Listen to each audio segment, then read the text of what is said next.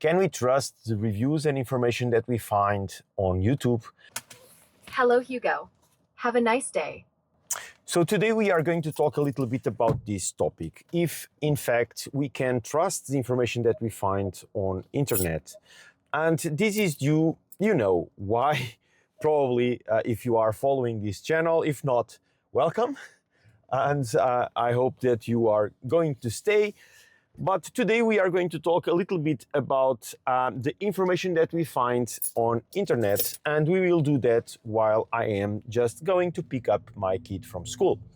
So basically, you know that I am talking about this because recently we had a situation where there was a YouTuber, a professional YouTuber, making a very bad review about the XPeng G9, and that the community of XPengers and people that are even following that guy and that channel did react immediately, and it laid down to a couple of things happening, and I will explain a little bit in more detail in a moment. I would like to differentiate two things here. So first, you know that there are different types of channels. So we have channels that are informative channels, that the responsibility of those channels is to inform, to provide information to people so that they can make their decisions on buying or acquiring services or whatever. But there are also, of course, entertainment, opinionative, and some other types of channels. And for each one of them, of course, they have different responsibilities. For instance, my channel, I consider it as entertainment slash information slash opinionative channel. Why? Because I don't work to a magazine. I don't get cars from manufacturers expecting me to make an analysis, a review of those cars so that I can influence people to buy those cars, or even just to provide information so that people can make their own decisions. No, my channel is just a owner that bought a car. So I decided to create the channel just to show my transition from a nice car to an EV, and also because I did purchase an EV car from a brand that it's not well known. It's getting better now. It's getting a lot of more traction. But when I bought it almost 8 months ago, it was not really that known, and I still get people in the streets looking at the car not knowing which brand it is. So I decided to create a channel just to show and provide information for people that are considering or that people that are curious about these cars can just get information from it as from an owner. I do believe that my channel is not a pure informative channel, but you know that there are channels that are linked to TVs, to radios, to magazines, or even that were created, in fact, to provide just information, comparison, etc., and reviews, etc. So I do believe that there are different types of responsibilities. And what happened a couple of days or weeks ago is that there was a guy that made a review on XPeng G9, and he was able to do a 10 minutes review and missing almost all key elements of the car. So even the positive ones that he mentioned as positives, some of them were incorrect also.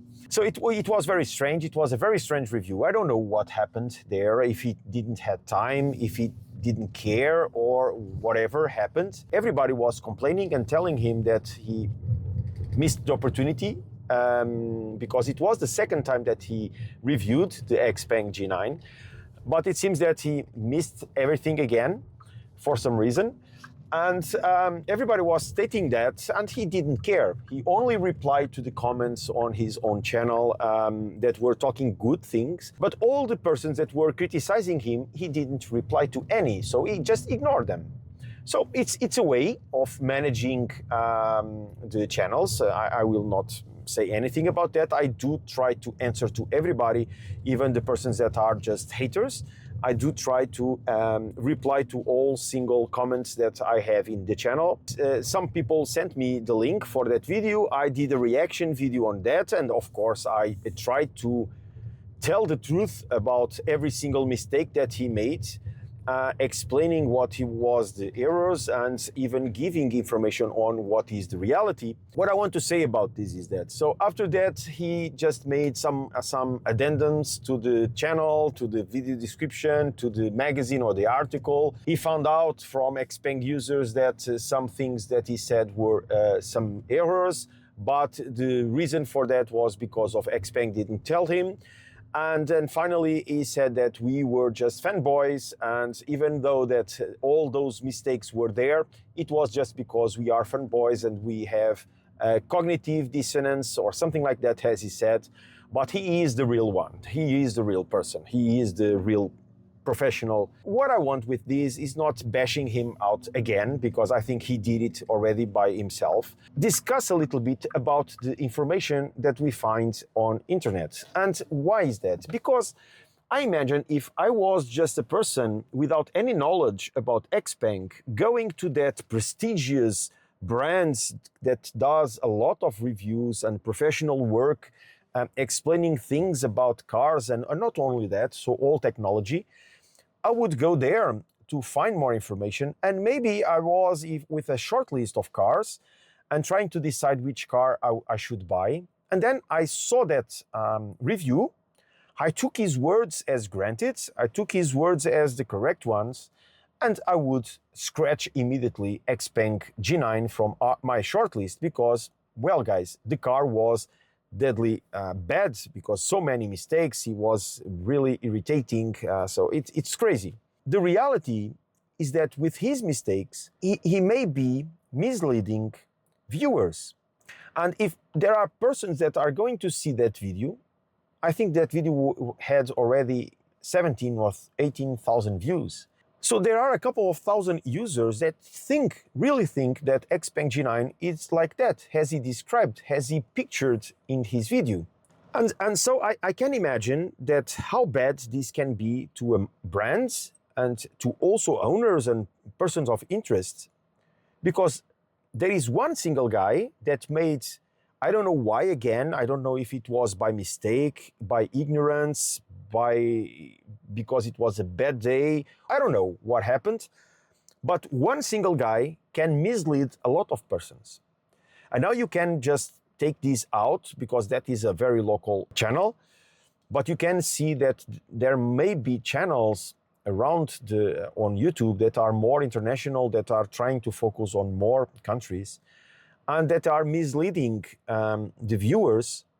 And you can see how hard and bad this can be to brands and to a manufacturer that it's investing money to make his cars good enough. Of course, they have problems, but he's not pinpointing the problems that exist. He's pinpointing problems that doesn't exist. So, and that's why I think that we need to be really careful about information that is on the internet, because I don't think that there is any entity that is analyzing this type of stuff and just marking a video as a failure or misleading or anything like that. So for instance, you have on X, if you go to X platform and someone provides incorrect information, someone can put community notes there stating that there is an error on that, or giving at least some context to that.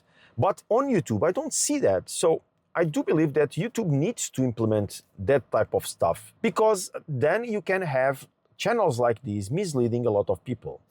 So I don't know, guys, what do you think? Do you think that most of the people are geeks like me and most of you that are going to see that video?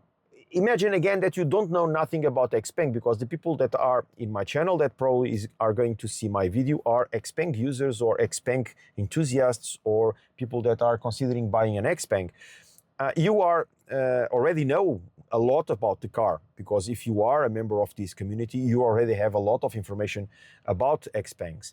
But imagine that you are not aware of anything about a product or a car, and you go to a place like this and you get this type of information. Do you think that this information should be marked as misleading information by YouTube, by a community, an instance, an entity, something like that? Or do you think that it's it's part of the reality that people need to open their eyes and try to find sources by themselves that are reliable. I don't know, for me, and when I was searching for this car and searching for buying an EV, I did search a lot. Even my wife told me that I should stop searching and start testing the cars by myself. But I wanted to make a short list because I don't want to test all the cars available in the market. So I did wanted to make a short list of the cars, and I can imagine that sometimes I could even be tricked and misled by some guy that I saw a video that the car was so badly reviewed that I just took it out of my list because I don't even believe that there is a possibility to have a car like that in the market. So I may be misled and I may have bought an XPeng because the brand X and model Y or model whatever was so badly reviewed that I took it out of the shortlist. I don't believe that that happened with me because I didn't took by granted only one guy, so I did search a lot about each car that I had on my shortlist. So of course I would find immediately the mistakes, and I would at least see two different opinions, and then I would try to find some others or something that I could look and see if that was true or not. But I can imagine that there may be a lot of people be misled by this type of information. So guys, let me know, what do you think? Should we have something like community notes as we have on X platform, old Twitter, on YouTube, or if there is something like that we could use, or do you think this is just reality and it's up to each one of us to take our own decisions and make our own research on what the supplier of information is and if it is reliable or not? Let me know, guys. And again, if you are new to the channel, this channel is related to XPeng, or better, to my life, turning from ICE to EV with an XPeng G6. And you can see a lot of information about this car here in this channel. And that's it, guys. So if you like this content, just leave a like, share, comment, and of course, if you think that this deserves some kind of support, do it. There are several ways to do it. Thank you very much again, and I see you in the next one. Bye-bye.